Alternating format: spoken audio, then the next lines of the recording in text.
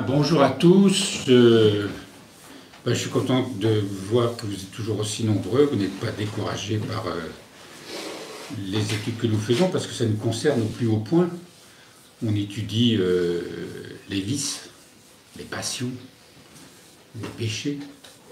Et par conséquent, ces études, c'est pas seulement pour apprendre des choses sur les passions, sur les pensées, comme on les appelle, mais c'est aussi de trouver une meilleure compréhension de comment se tourner vers le Seigneur pour que ces passions aient de moins en moins d'influence sur nos comportements. Alors nous allons voir ce matin l'avarice et la cupidité. Avarice et cupidité pourraient sembler être deux mots semblables. Ils sont effectivement très proches. On verra plus tard la différence qu'il y a entre les deux. Alors, vous savez que l'auteur de ce livre qui m'inspire et qui me guide dans les cours que je vous donne s'appuie sur des citations bibliques, et notamment sur le livre de la Genèse. On a vu déjà que pour les 4 premiers cours, il s'est beaucoup inspiré de la chute adamique, ce qu'on appelle le péché originel. Et là, nous allons voir un petit peu la suite des conséquences de ce péché originel. Il y a un moine qui s'appelle Abba Marc le moine.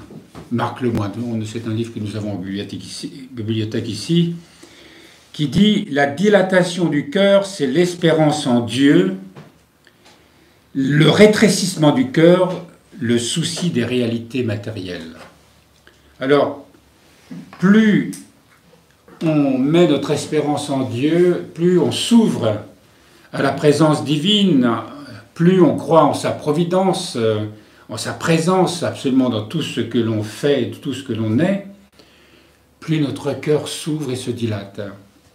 Plus nous avons le souci des réalités matérielles, donc de cet attachement à ce que nous possédons ou à ce que nous voulons posséder, quels que soient les domaines, nous verrons que ce n'est pas seulement le domaine matériel, eh bien, plus notre cœur se rétrécit, se referme, se replie sur lui-même et se ferme, non seulement à Dieu, mais aussi aux autres, puisque les autres deviennent en quelque sorte des concurrents.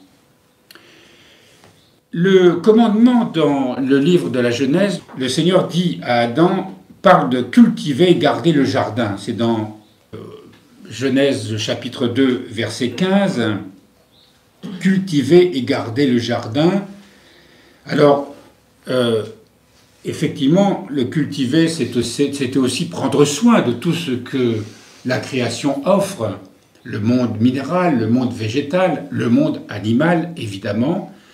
Et Adam, qui est au sommet, on va dire, de cette création, non pas en tant que maître tout-puissant, mais parce qu'il est pourvu d'une conscience spirituelle et qui permet à l'ensemble de la création d'être dans une unité spirituelle. Et cette conscience spirituelle, il doit exercer ce qu'on appelle une domination, c'est le mot qui est employé dans la Bible, mais le mot dominer ne peut pas, nous l'avons déjà rappelé, mais c'est bon de le rappeler, ça n'a rien à voir avec la domination d'une autorité toute puissante comme on l'exerce dans notre monde et habituellement. Il s'agit d'une autorité au sens spirituel du terme. Et quand on parle d'autorité spirituelle, si on veut être vraiment obéissant à la volonté divine, eh bien, on ne cherche pas à exercer sa propre volonté. Bien au contraire, on apprend à s'effacer. Et c'était facile pour Adam avant la chute, puisqu'il était en harmonie avec la volonté divine. Donc, il n'exerçait pas cette autorité pour un profit personnel, comme on va le voir plus tard, mais dans un esprit de service, de don de soi. Et évidemment, de ce qu'on peut aussi d'oubli de soi. Donc, il n'était pas du tout, pour la création, un prédateur, comme on le voit aujourd'hui, voire un destructeur, mais au contraire un serviteur. C'était un père qui chérissait l'ensemble de ce qui était la vie. Alors, vu sous cet angle-là, évidemment, on comprend que l'autorité n'a rien à voir. Est-ce qu'une mère qui a autorité sur son enfant, est-ce que c'est une autorité pour satisfaire son besoin d'autoritarisme, ou est-ce que par amour elle veut en prendre soin? Et elle est prête à donner sa vie d'ailleurs pour prendre soin, quand c'est une bonne mère ou un bon père, pour ses enfants. Et voilà le terme dominé qui parle de cette autorité au sens biblique, évidemment, dans la définition qu'on va en donner dans nos dictionnaires, évidemment, résume l'esprit du monde. C'est pas du tout comme ça qu'on voit le mot autorité. C'est très important, dès le départ, de bien comprendre quand on dit garder et cultiver ce jardin. Alors, c'était pas seulement cultiver au sens, je dirais, agricole du terme. En ce temps-là, tout était généreusement donné. Le plus important, évidemment, ce qui était demandé à Adam, c'est d'avoir cette relation à Dieu, d'être attentif à la volonté divine dans l'exercice de cet amour qu'il devait à toute la création. Et puis, quand il y a eu Ève, sa compagne, c'était aussi d'être attentif à ses besoins. Tout ce qu'il avait reçu de Dieu, eh bien, il devait aussi, pour Ève, eh bien, être attentif dans cette relation d'amour qui les unissait. Et on a déjà vu que la chute, eh bien, est arrivée parce qu'il y avait déjà une dissonance entre les deux. Sinon, Ève ne se serait pas laissée berner par le serpent. Elle n'aurait pas mangé du fruit comme elle l'a fait sans demander l'avis d'Adam. Qu'est-ce qui s'était passé entre les deux pour que cette chute arrive? Et vous avez remarqué que dans le monde, on accuse quelqu'un facilement, évidemment, d'une faute qu'il a pu commettre, mais sans s'interroger sur sa part de responsabilité. Et nous-mêmes, nous jugeons facilement le monde, les événements, et sans nous interroger sur notre part de responsabilité. Alors, comme dit saint Jean Chrysostome, il s'agissait d'une occupation douce et facile, afin que, jouissant de toutes les félicités, Adam ne vint pas à s'enorgueillir par l'excès même de son bonheur. C'était vraiment le bonheur. L'auteur cite un rabbin qui s'appelle Eliezer, et qui dit « Tu diras peut-être que cette besogne était de tailler les vignes, de labourer, hercer le sol, ou encore de mettre en gerbe ou de moissonner. Mais tous les arbres n'y poussaient-ils pas d'eux-mêmes » Adam n'avait pas besoin de tout cela encore. Mais tu penseras sans doute qu'il avait quelque autre labeur à mener dans le jardin d'Éden, comme par exemple l'arroser. Mais un fleuve n'y coulait-il pas? Ne sortait-il pas d'Éden et n'arrosait-il pas le jardin, comme il est dit? Un fleuve sortait d'Éden pour arroser le jardin, c'est dans le livre de la Genèse, chapitre 2, verset 10. C'est pourquoi il comprend le commandement de cultiver le jardin dans le sens métaphorique de se consacrer à l'étude de la Torah. Alors évidemment, quand le rabbin parle de la Torah, il parle des 5 premiers livres, cet enseignement qui, pour les Juifs, a été reçu par Moïse sur le mont Sinaï. Il s'agissait tout simplement d'étudier au sens pas intellectuel du terme, mais de comprendre ce qu'était la volonté de Dieu. Et tout était facile. Vous imaginez un monde qui n'a pas chuté. La mort n'existe pas. La violence n'existe pas. La peur n'existe pas. L'angoisse n'existe pas. Il n'y a que le souci de toujours tendre et mieux comprendre la volonté de Dieu. Évidemment, Adam n'était pas achevé. La création n'était pas achevée. Elle venait de naître, si l'on peut dire. On sait que ça s'est fait quand même sur un certain nombre de millions ou de milliards d'années, quand on parle de la vie de notre planète, mais Adam avait cette responsabilité spirituelle. Donc la suite, vous la connaissez. Quand il y a eu cette chute, eh bien, il s'est coupé de Dieu, et en même temps, eh bien, ce lien qu'il avait entre les êtres et les choses, vous imaginez l'harmonie qu'il pouvait avoir dans la relation avec les plantes, la relation avec les animaux. On voit ça chez les saints, nous l'avons rappelé fréquemment, et ça nous est rappelé dans les Écritures. Lorsqu'un saint est guéri de ses passions et qu'il vit quelque part, dans la nature, eh bien, les animaux les plus féroces, les plus sauvages, viennent auprès de lui comme si la réconciliation avec Dieu permettait la réconciliation avec la création. Or, dans la création, tout est devenu, pour exister, violence. Il faut prendre pour vivre. Et ça, c'est absolument dans tous les règnes. Et ça, c'est une catastrophe qu'on pourrait appeler une catastrophe écologique. Et bien même la terre, il faut la cultiver désormais. Elle ne va plus se donner d'elle-même, bien que on peut vivre de cueillette, on peut vivre à condition de ne pas être très nombreux et d'être des petits clans. Il y a eu évidemment ce qu'on appelait des chasseurs-cueilleurs, mais on reste là dans un monde tout de même qui est celui de la chute. Il faut travailler, et il faut travailler à la sueur de son front, comme le rappelle la Bible. Donc, à partir du moment où Adam a eu cette rupture, eh bien, c'est le désordre et tout est devenu difficile. Ce qui est important, c'est, quand on parle de garder le jardin, c'est de se garder soi-même. Adam avait comme commandement de se garder lui-même, de se garder de l'orgueil, de se garder de la concupiscence, de se garder de la convoitise, de veiller sur l'ensemble de la création et de veiller sur Ève, comme Ève avait, elle aussi, la mission de veiller sur la création et de veiller sur Adam. Encore aujourd'hui, pourquoi le premier commandement que Jésus rappelle, c'est « Tu aimeras le Seigneur ton Dieu de tout ton cœur, toute ta force, toute ton énergie, de tout ton être, et ton prochain comme toi-même. » Et le prochain, c'est aussi la création. Et tout ça, eh bien, nous avons aujourd'hui à l'apprendre parce que nous l'avons perdu. Rien ne va plus de soi, alors qu'à cette époque-là, les choses, évidemment, allaient de soi. Donc, aujourd'hui, il nous faut choisir entre Dieu et les pensées et les passions. Et Dieu sait que les passions, elles sont bien présentes en nous, dans notre vie. C'est à cause des passions que nous souffrons. C'est à cause des passions que nous accusons. C'est à cause des passions que nous nous justifions. C'est à cause des passions que nous souffrons de 1000 maux dont on rend les autres responsables.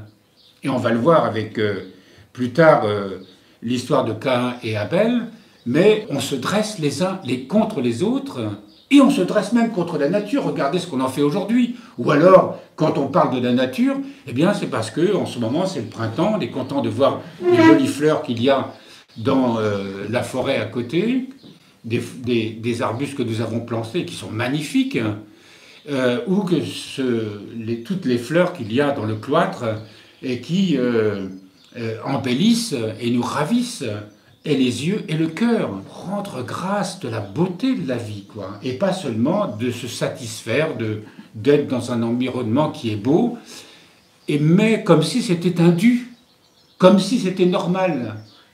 Oui, c'est normal d'une certaine manière, mais ça ne l'est plus depuis très longtemps, surtout si notre cœur est toujours tourné vers la satisfaction de soi.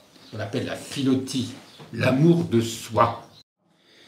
Comme je vous disais, tout devient difficile aujourd'hui. Il est dit à Adam qu'il doit cultiver maintenant sa terre à la sueur de son front, mais on sait aujourd'hui que cultiver la terre de notre cœur, pour reprendre une métaphore, eh bien, c'est bien à la sueur, pas forcément du front au sens physique du terme, encore que.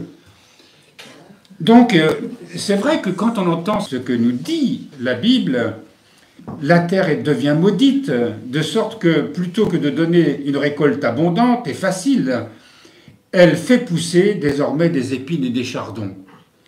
Adam doit gagner sa subsistance dans le souci et la souffrance tous les jours, jusqu'à son retour dans la terre d'où il a été pris. On parle évidemment de sa mort.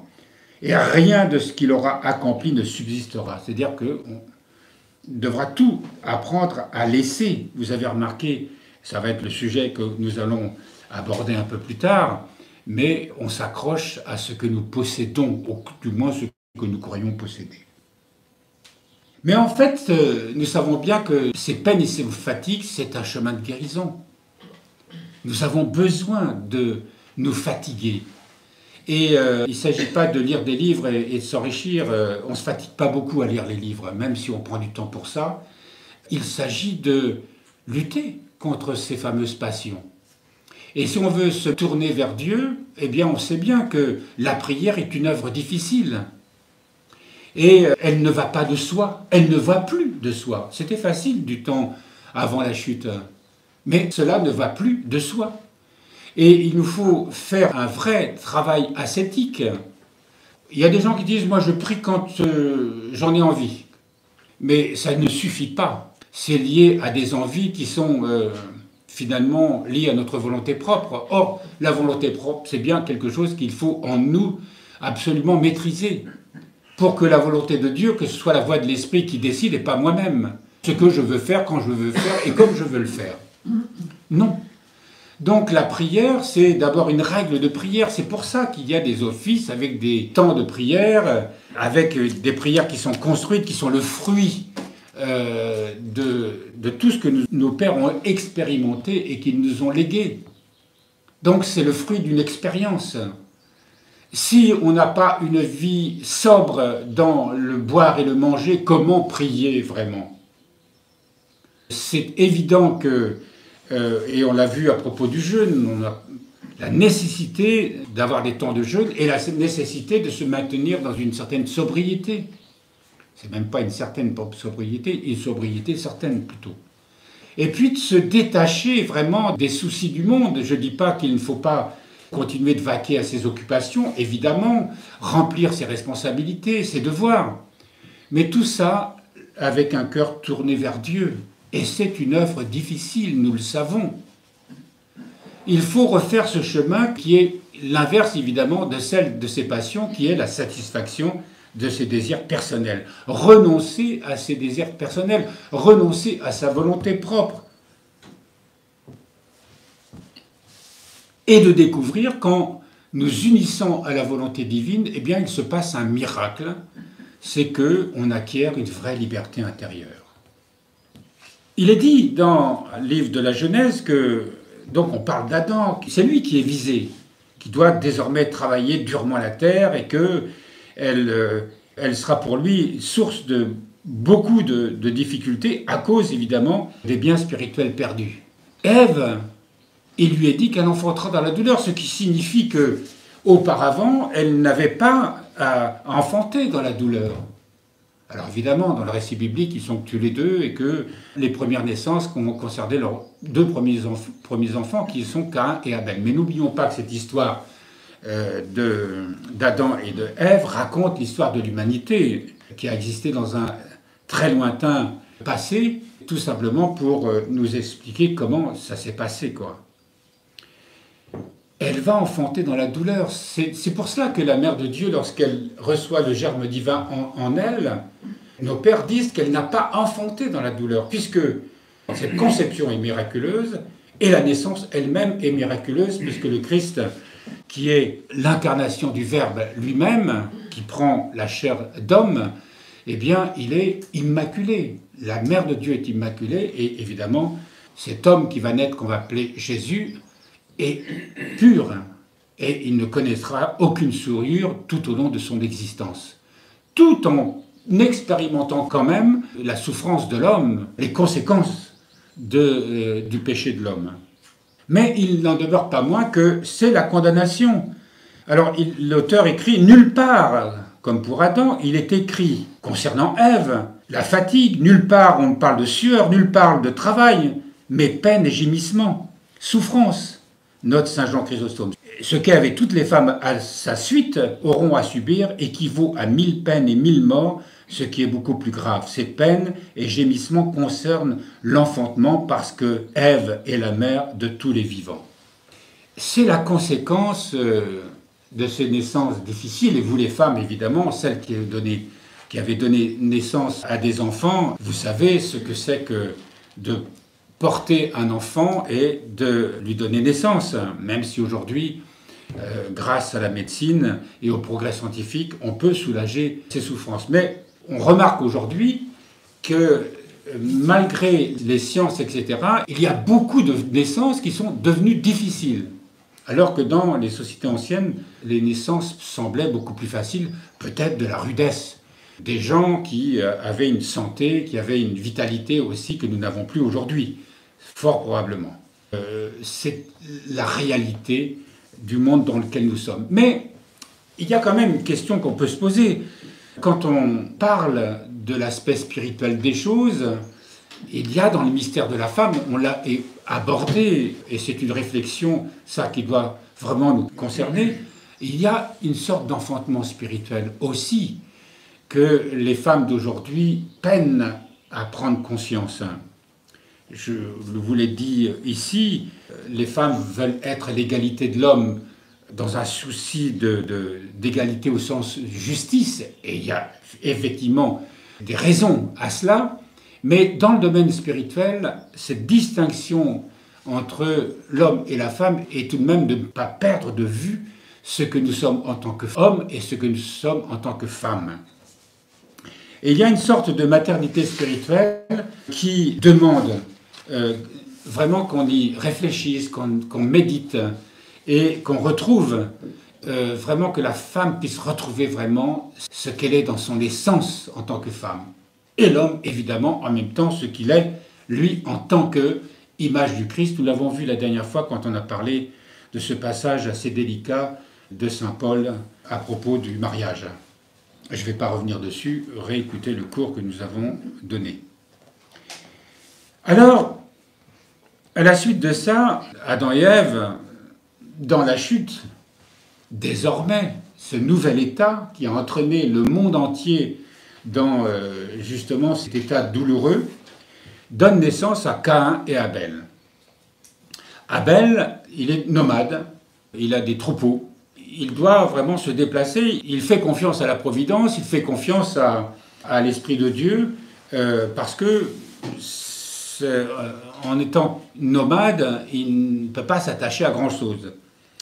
Caïn, c'est différent. Lui, c'est le sédentaire.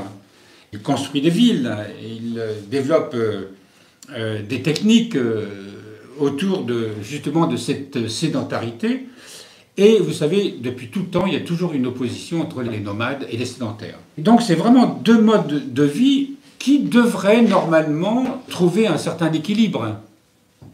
Ce n'est pas une opposition formelle, on a besoin des deux.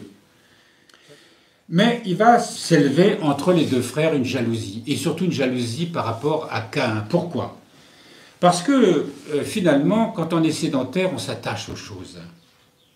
Et donc quand Abel va offrir des dons à Dieu, une fois par an, il va offrir le meilleur de ses troupeaux, et il le fait avec cet esprit du nomade qui n'a pas grand-chose, qui rend grâce à Dieu de trouver encore des pâturages, d'avoir de beaux troupeaux, etc., etc.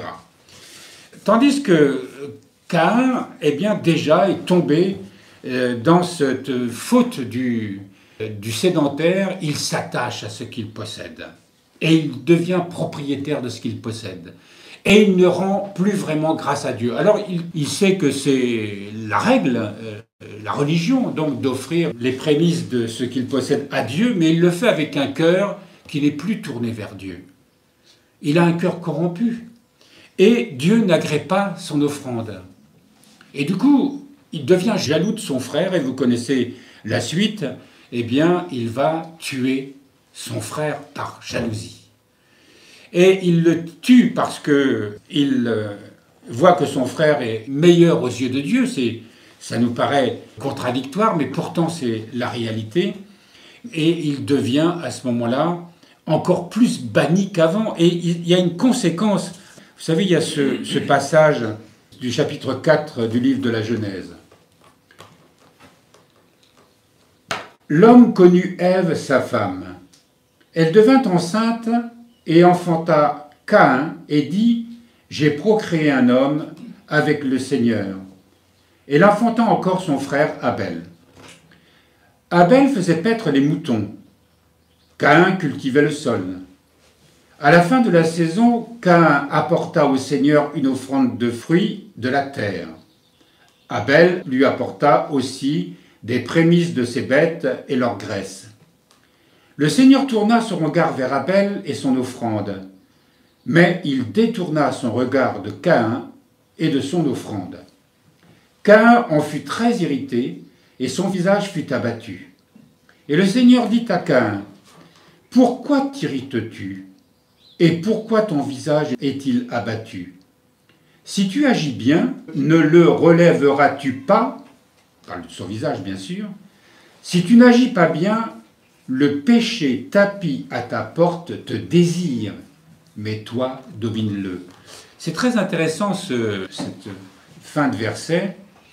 Si tu n'agis pas bien, le péché tapis à ta porte te désire, mais toi domine-le. Donc Dieu l'avertit, de ce qui, parce que Dieu sait ce qui va se passer. Et il lui demande de mener ce combat spirituel. Et tous, dans notre vie, nous avons été confrontés à cette réalité-là. À un moment ou à un autre, par jalousie, par intérêt, par faiblesse, par passion, par tout ce qu'on voudra, nous avons été en conscience face à une attitude où nous avions un choix à faire. Est-ce que nous avons demandé la grâce de Dieu? Est-ce que nous avons demandé la grâce de ne pas céder à ce péché tapis, et ce péché qui nous attire, qui nous désire, comme il est dit ici, afin de le dominer, afin de le maîtriser? Ce n'est pas ce que Caïn a fait. Donc, Caïn parla à son frère, et lorsqu'ils furent au champ, Caïn attaqua son frère Abel, et le tua. Et le Seigneur dit à Caïn, « Où est ton frère Abel ?»« Je ne sais, répondit-il. Suis-je le gardien de mon frère ?»« Qu'as-tu fait ?» reprit-il. « La voix du sang de ton frère crie du sol vers moi. Tu es maintenant maudit du sol qui a ouvert la bouche pour recueillir de ta main le sang de ton frère. Quand tu cultiveras le sol, il ne donnera plus sa force.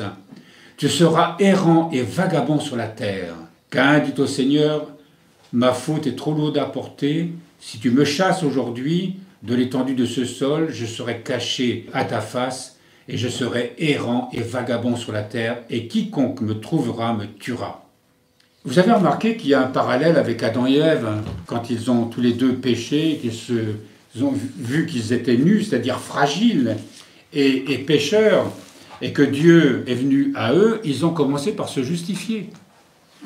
Et Caïn, lui, commence par se justifier, mentir. Il ne veut pas reconnaître sa faute. Donc, à chaque fois, il n'y a pas de pardon. Il y a la conséquence d'une faute qui ne peut pas être pardonnée parce qu'il n'y a pas de repentance.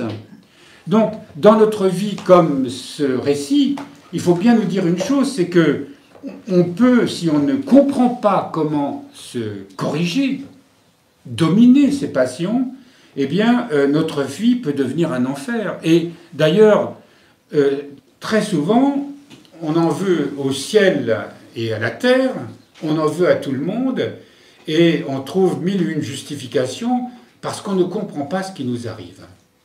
Ces récits bibliques nous montrent que, eh bien, si on ne se tourne pas vers Dieu, si on ne cherche pas cette liberté intérieure qui nous délivre de nous-mêmes, eh bien, les choses ne peuvent pas s'arranger toutes seules.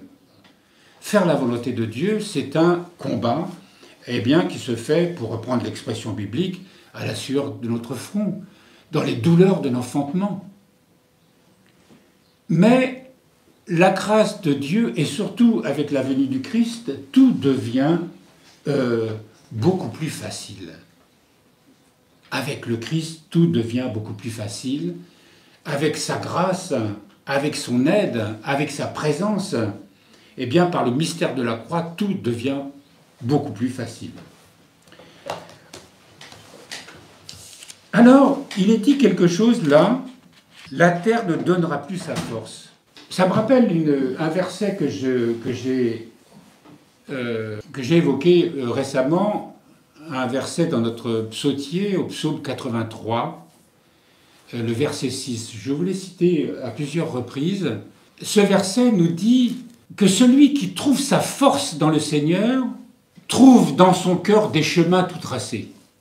Et cette force, nous en avons besoin justement pour reprendre ce chemin perdu. Et avec le Christ, encore une fois, tout est beaucoup plus facile. Mais là, ce qui est dit lorsque cette nouvelle condamnation, c'est-à-dire qu'on tombe toujours plus bas avec ce meurtre-là, et la terre ne donnera plus sa force, on voit que plus on s'éloigne de Dieu, plus les choses sont difficiles. Prenez par exemple le jardin. J'entendais tout à l'heure quelqu'un qui se plaignait des escargots. Eh bien voilà un très bon exemple. Si on garde un esprit qui est celui du monde, si on n'a pas le cœur tourné vers le Seigneur, et que pour éliminer les escargots, au lieu de prier ou de trouver des solutions écologiques, alors on parle du marc de café, c'est bien. Mais peut-être manque-t-il quelque chose. Pour rétablir un équilibre perdu, on ne peut pas le retrouver autrement qu'avec la grâce de Dieu. Alors ça suppose évidemment trouver des moyens écologiques, mais il s'agit de rétablir un équilibre. Quand il y a un excès d'insectes ou d'animaux dans nos cultures, eh bien, il ne s'agit pas de trouver des solutions chimiques pour éradiquer, parce que notre intelligence nous a donné le moyen d'inventer des produits qui vont tuer une espèce avec les conséquences que l'on sait. Ce n'est pas un mystère, ça. Eh bien, c'est certain qu'on ira de plus en plus vers une terre qui ne donnera plus la force de vie qu'elle avait avant. En s'éloignant de plus en plus de Dieu, eh bien, la terre deviendra de plus en plus ingrate. Elle deviendra de plus en plus difficile, et nous le savons déjà. Vous savez, ces terres qui, à force d'être bourrées d'engrais chimiques, de produits, de pesticides, etc., etc., parce que c'est un mode d'agriculture industrielle aujourd'hui où il n'y a plus de respect pour la vie. Où est la culture ancestrale où il y avait cet amour de la terre? Vous savez, de ces paysans qui pouvaient prendre leur terre et la sentir qu'elle était vivante, qu'elle était forte, et qu'elle produisait. Et il y a aujourd'hui l'argument qui consiste à dire que oui, mais avec tous les milliards de personnes à nourrir, il faut que nous ayons ces techniques, on ne peut pas faire autrement. Ce n'est pas vrai. Vous savez, il y a une ferme en Normandie qui fait de la permaculture, qui intéresse beaucoup l'INRA d'ailleurs. Ils produisent d'une manière, on va dire, très abondante, sans employer justement tous ces produits chimiques, qui évidemment, nous le savons, font la fortune des lobbies qui les créent. Donc, revenir à Dieu suppose de retrouver justement la vie. Plus on s'en éloigne, plus justement les problèmes d'escargots, de dorifores, de tout ce que vous voudrez, de limaces, de trucs, vont envahir. Alors, qu'est-ce qu'on va faire? Eh bien, on va chercher à les éliminer d'une manière très conventionnelle. Et pendant ce temps-là, qu'est-ce que nous faisons, nous? Qu'est-ce que nous devenons, nous? Eh bien, on continue d'être dans cette ignorance où la vie est de plus en plus détruite et que nous, eh bien, rien ne change en nous. Et nous aussi, on continue de se dégrader. Et c'est ce qui se passe dans ce récit. Ce récit nous montre à quel point, plus on s'éloigne de Dieu, plus les choses deviennent difficiles. Et ils deviennent difficiles pas seulement parce que, en cultivant, mais tout simplement dans toute notre vie. Tout est compliqué. Notre vie affective est compliquée. Notre vie sociale est compliquée. Notre façon d'être, de nous nourrir, en s'industrialisant, on s'éloigne de la vie, mais en même temps, on ne cesse de créer des maux de plus en plus durs. Regardez notre monde. Est-ce qu'il y a de la justice dans notre monde? Bien sûr que non. Il y a de plus en plus de pauvres. Il y a de plus en plus de gens qui quittent leur terre pour aller chercher un Eldorado ailleurs. Il y a aussi de plus en plus de riches très riches et une immensité de pauvres de plus en plus pauvres. Voilà ce que le monde que nous avons créé et qu'on continue de nous donner comme étant l'idéal, la norme, prétendant qu'il n'y en a pas d'autre. Et c'est l'objet de ces études bibliques de nous rappeler qu'à l'origine, eh bien, comment ces mots ont commencé et comment nous pouvons résoudre le problème de notre terre, le problème de la surpopulation, le problème écologique, tous les problèmes que nous connaissons aujourd'hui à tous les étages et dans tous les domaines. Revenir à Dieu. Mais pour cela, il faut que nous apprenions à découvrir ce qui nous mène, quelles sont les passions, quelles sont les pensées qui nous asservissent, que nous avons besoin de comprendre, de connaître, avec la grâce de Dieu, eh bien, s'en affranchir et laisser cette loi divine s'épanouir en nous, que notre cœur s'ouvre. Et à ce moment-là, comme nous le disions tout à l'heure en parlant des saints avec les animaux sauvages, qui soudain, les animaux sauvages étaient comme des animaux domestiques à leur contact, eh bien, la vie, la terre, la création tout entière s'ouvrira à nouveau à nous. Les épines seront de moins en moins nombreuses. La terre sera de plus en plus généreuse. Et il y aura une harmonie qui de plus en plus s'instaurera. Et nous pouvons déjà le faire, ça, au niveau de notre jardin. Et celui qui se plaignait des escargots ce matin, eh bien, qu'il prie, qu'il demande à Dieu comment... Alors, il y a des solutions, évidemment, mais attention, il ne s'agit pas de trouver que des solutions au sens matériel. Il faut toujours se poser une question. Dès qu'on est en face d'une difficulté, c'est se dire, qu'est-ce qui pêche en moi? Eh oui, qu'est-ce qui pêche en moi? Qu'est-ce que j'ai besoin de comprendre? Seigneur, ouvre mon cœur. Et la grâce de Dieu est toujours donnée. Et avec les solutions, il y a cette lente transformation de notre cœur qui nous éclaire. Vous savez, on a longtemps parlé, il y a plusieurs décennies, on parlait de Findorn, de ces jardiniers qui avaient, dans une terre ingrate, là au nord-est de l'Écosse, qui produisaient des fruits extraordinaires. Et peut-être avait-il, je ne connais mal cette histoire, mais peut-être justement avait-il eu cette intuition que, en faisant confiance à la nature, en faisant confiance à la terre, et puis au monde angélique qui habite, nos anciens croient qu'il y a un monde angélique qui habite l'ensemble des règnes, eh bien quand on se retrouve, on est attentif, et que on efface notre volonté propre pour être attentif aux lois divines, eh bien, à nouveau, la terre redonne toute sa force qu'elle ne peut plus donner quand, eh bien, nous faisons l'inverse. Plus on s'éloigne de Dieu, plus on tombe dans notre volonté de faire qui en vient à détruire tout sur notre passage, plus la vie sera dure avec nous. Et évidemment, plus les douleurs, même aujourd'hui. Est-ce qu'on a réduit les maladies? Non, il y en a de nouvelles qui naissent de plus en plus. Des virus inconnus. Est-ce que la science a vaincu la maladie? Absolument pas. Est-ce que le monde est meilleur parce que l'homme est devenu plus scientifique? Non. Donc ce n'est pas à ce niveau-là que les choses vont pouvoir changer, c'est tout le contraire.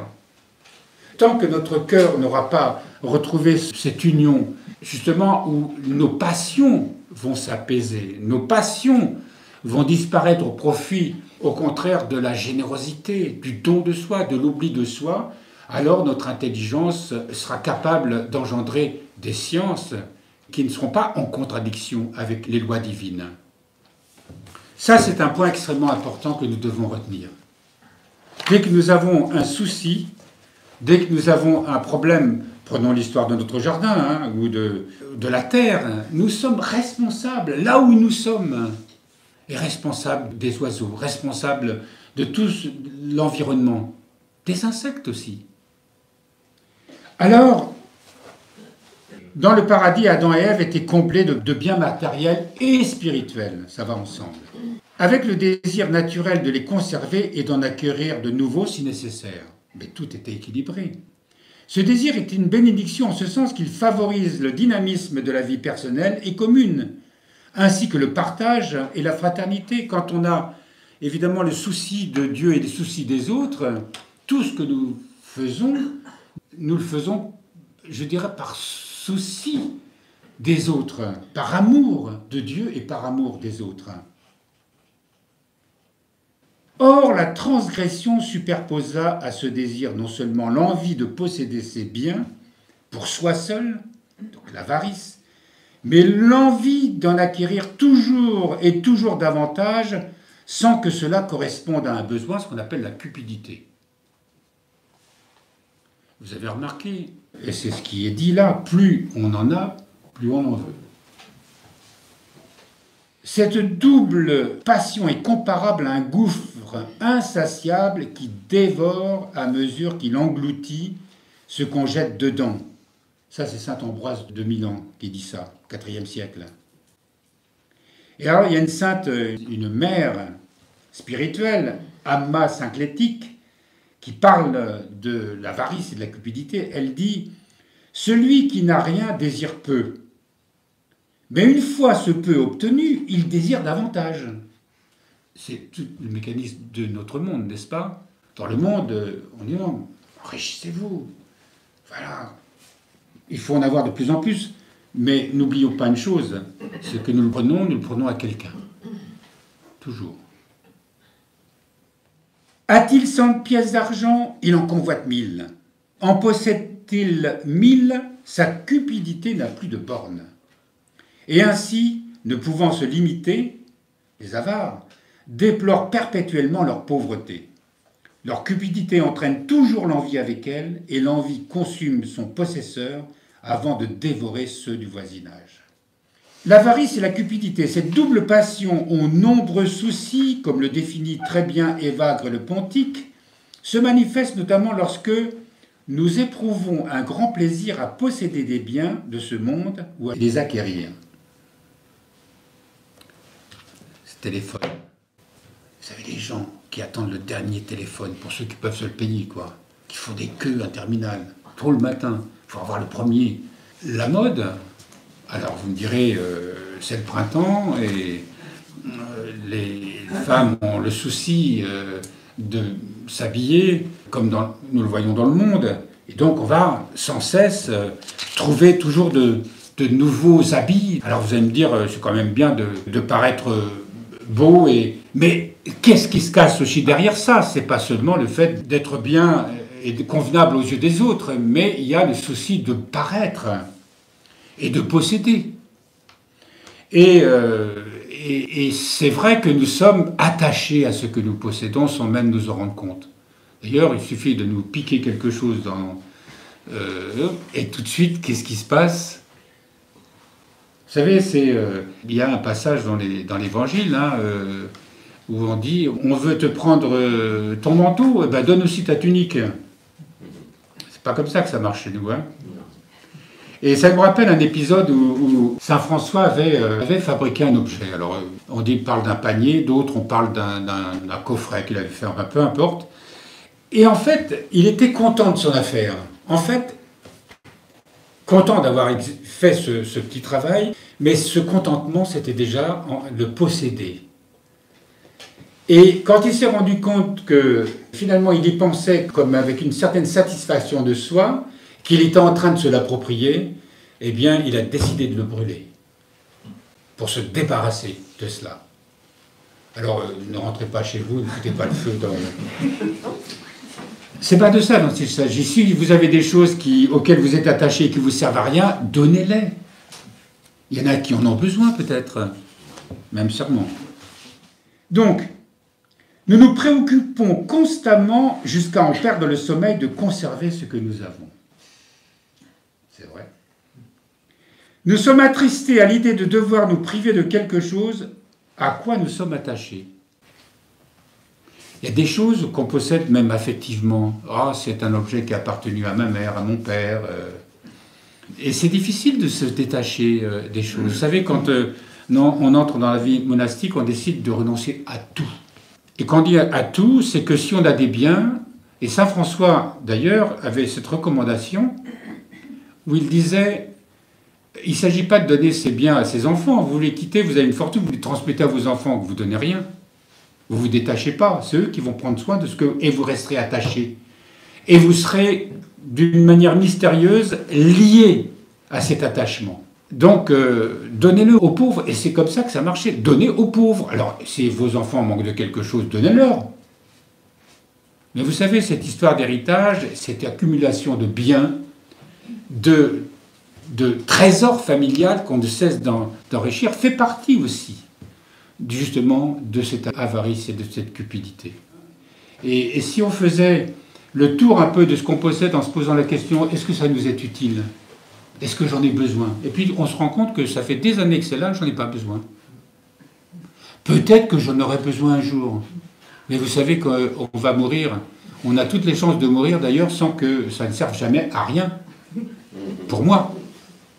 Et donc prendre conscience que... Mais ça on verra, ça sera le cours suivant, comment se guérir de l'avarice et de la cupidité. Alors on continue, nous vivons dans la peur de nous trouver dans une situation matérielle difficile, de manquer de quelque chose. C'est vrai. La peur de manquer. On sait plus ce que c'est la providence. On l'étudiera dans le cours prochain. Qu'est-ce que c'est que la providence divine? Est-ce que vraiment, je crois que Dieu veille sur moi? Alors évidemment, c'est pas le type qui reste couché toute la journée disant « Seigneur, je fais correspondre à ta providence, j'ai mis une assiette sur la table, remplis-la s'il te plaît. » C'est pas comme ça que ça marche, bien sûr. Quant à la cupidité, nous remarquons sa présence lorsque nous sentons une insatisfaction diffuse et persistante, un manque, bien qu'on ne manque de rien. Ça existe. Nous ne cessons de vouloir augmenter nos avoirs, d'acquérir de nouveaux biens, qu'ils soient utiles ou inutiles, malgré leur accumulation et leur tracas que cela nous procure. Nous sommes pris par le souci d'assurer notre avenir et de le maîtriser. Des gens qui vivent que pour ça. Alors il est dit dans 1 Timothée 6,10, Saint Paul qui dit ça, l'avarice c'est la racine de tous les maux. Si Saint Paul dit que l'avarice est la racine de tous les maux, c'est qu'en ce sens, en se mêlant aux autres passions, elle les fait fructifier en d'innombrables rejetons, comme l'explique saint Jean Cassien. Elle infecte puissamment ainsi toute notre vie, en particulier nos relations avec autrui, s'insinuant partout. Elle nous insiste à rechercher notre avantage en premier. Elle s'accompagne souvent d'indifférence, voire de mépris à l'égard des autres et de leurs besoins. Elle manifeste ainsi face au prochain un des aspects les plus importants, qui est ce qu'on appelle la philotie, c'est-à-dire l'amour de soi. Vous voyez par exemple avec les voisins, les problèmes de voisinage, d'un arbre, je vous assure, c'est de la branche de l'arbre qui s'avance de chez le voisin, et il y a des fruits qui tombent et qui salissent le jardin, par exemple. Ça fait des histoires. Et on fait un procès et il faut couper la branche d'arbre. Et il y a plein de choses comme ça, plein de petits détails qui fait que on se sent tellement possédé par le petit lopin de terre que l'on a, le jardin ou la maison, qu'on le défend jalousement et on ne se rend pas compte que c'est une passion qui nous rend esclaves et qui engendre toutes sortes de querelles.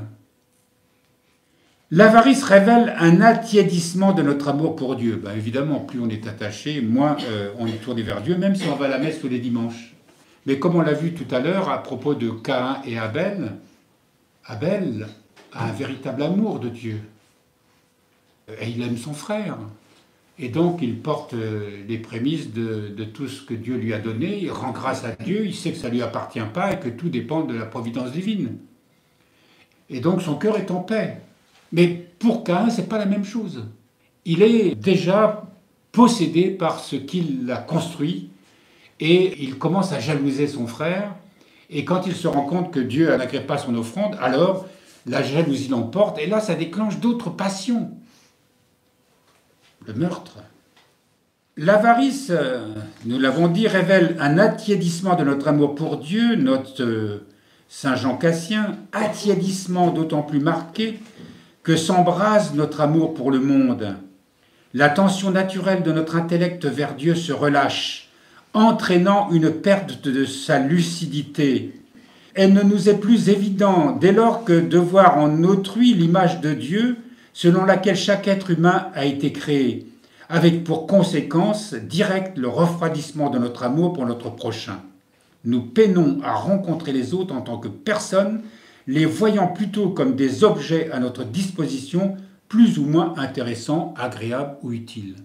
Vous avez remarqué qu'on va facilement vers les gens avec qui on a plutôt intellectuellement des points communs, des goûts communs, une culture commune, etc. Les autres, ça nous intéresse beaucoup moins et même ça nous ennuie. Vous avez remarqué aussi, et là je vais m'adresser aux gens qui passent leur temps à consulter les nouvelles du monde, les histoires, tout ce qui se passe dans le monde. Alors vous me direz, c'est bien de s'intéresser au monde, oui c'est vrai. Mais vous savez, avec les médias et avec Internet, nous pouvons être happés par un besoin insatiable de toujours s'approprier en quelque sorte tous ces news, ces contradictions qui ne cessent d'alimenter notre vie et qui fait qu'on ne se rend pas compte qu'il y a derrière tout ça une cupidité, une avarice et une cupidité qui se cachent. Parce qu'on va le voir aussi, il y a un aspect tout à fait étonnant qu'on appelle l'avarice spirituelle. Les pères parlent encore d'une autre forme d'avarice, l'avarice spirituelle, une altération du désir naturel et bon de chercher celui que mon cœur aime. Elle y mêle l'orgueil dans le but d'acquérir une richesse spirituelle, d'être reconnu comme quelqu'un d'expérience, capable d'aider les autres, voire de les enseigner. Pour éviter ce piège, le discernement d'un père spirituel expérimenté est ici indispensable. Vous avez remarqué qu'on est friand du scoop, de la dernière nouvelle qu'on va partager sur les réseaux sociaux, d'un bavardage incessant, où on ne se rend même pas compte qu'on se met toujours en situation, toujours de se faire valoriser. Et puis d'enseigner les autres à permanence en disant voilà comment le monde fonctionne, comment il faut réfléchir. On est dans une espèce de tourbillon permanent, on ne se rend même pas compte, mais nous sommes complètement mangés, absolument entraînés dans un monde qui ne cesse jamais, où il y a, et c'est l'esprit du monde, qui ne cesse jamais de cultiver toutes sortes de passions. Et aujourd'hui, les médias, sous toutes leurs formes, eh bien, nous polluent en permanence et on se laisse piéger. Vous savez, tous ces jeunes et tous les gens qui, même quand ils sont au restaurant avec leur famille, et qui ne cessent de consulter et d'être complètement possédés par cela. Eh bien, une forme de cupidité, une forme d'avarice qui nous piège, dont on n'a pas conscience. Alors, plus on en sait, plus on croit savoir des choses. Plus on en parle, parce qu'on veut se distinguer, parce qu'on est au courant. C'est une forme d'avarice au sens spirituel. Mais il y a aussi, ça peut être des études théologiques, philosophiques, des gens qui ont de grandes sciences, mais qui sont totalement prisonniers de cette forme de cupidité dont ils n'ont pas conscience, d'acquérir sans cesse de choses nouvelles, et ça ne les rapproche pas de Dieu, c'est tout le contraire. Et d'ailleurs, notre monde qui se targue d'une certaine culture et qui se targue de science n'a pas besoin de Dieu. Et au contraire, il le nie. Parce que s'il fallait soudain se rappeler que Dieu existe, ça voudrait dire qu'il faudrait soudain se tourner vers un tout autre chemin. Donc nous sommes là dans une forme de passion qui est beaucoup plus dangereuse qu'on ne le pense. Ça fait partie d'ailleurs avec les deux précédentes qu'on a vues, c'est-à-dire la gourmandise et la luxure. Et là, on nous parle qui est lié à l'âme et au corps. L'avarice, comme la gourmandise et la luxure, concerne à la fois l'âme et le corps. Le corps, par l'inquiétude qu'elle engendre pour le vêtement et la nourriture, et l'urgence que l'on éprouve à l'apaiser rapidement. Pour l'âme, en raison de l'insatisfaction diffuse et désagréable qu'elle suscite et le désir d'y remédier par tous les moyens, ce que saint Jean Chrysostome appelle très justement la boulimie de l'âme. Toutefois, cette passion se distingue des deux premières en un point important, contrairement à celle-ci.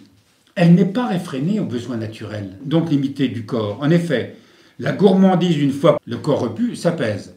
La luxure, une fois le désir assuvi, s'assoupit.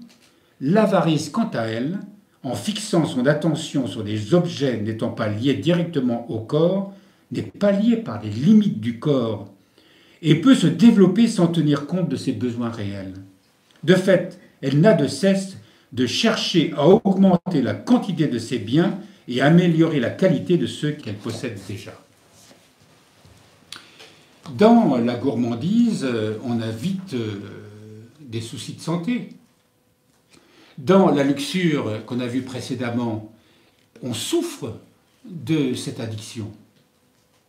Évidemment, on peut souffrir de la possession de ses biens, mais il y a quelque chose qui fait que, quand on en a les possibilités et les moyens, on peut sans cesse s'enrichir en se donnant l'illusion qu'on est de plus en plus important. Et vous voyez, évident que les riches veulent devenir de plus en plus riches et on glorifie dans ce monde les milliardaires qui trouvent le moyen de devenir les puissants de ce monde et de régner sur ce monde. Vous savez, c'est difficile de se dire que, tiens, on le verra plus en détail la prochaine fois, mais de se dire que je vais faire l'inventaire de tout ce que je possède et je vais voir de tout ce dont je n'ai pas besoin. Et je vais le donner. Vous allez très rapidement vous rendre compte qu'il y a des choses que vous n'avez pas du tout envie de vous débarrasser. Et bien, c'est un bon test. Voilà, je vous remercie d'avoir écouté ce cours. Il demande vraiment réflexion, il demande de nous interroger sur notre rapport à ce que nous possédons, ou ce que nous croyons posséder plus précisément, parce que rien ne nous appartient, mais encore une fois, on verra ça dans le détail dans comment guérir de l'avarice et de la cupidité. Voilà, je vous remercie de m'avoir écouté.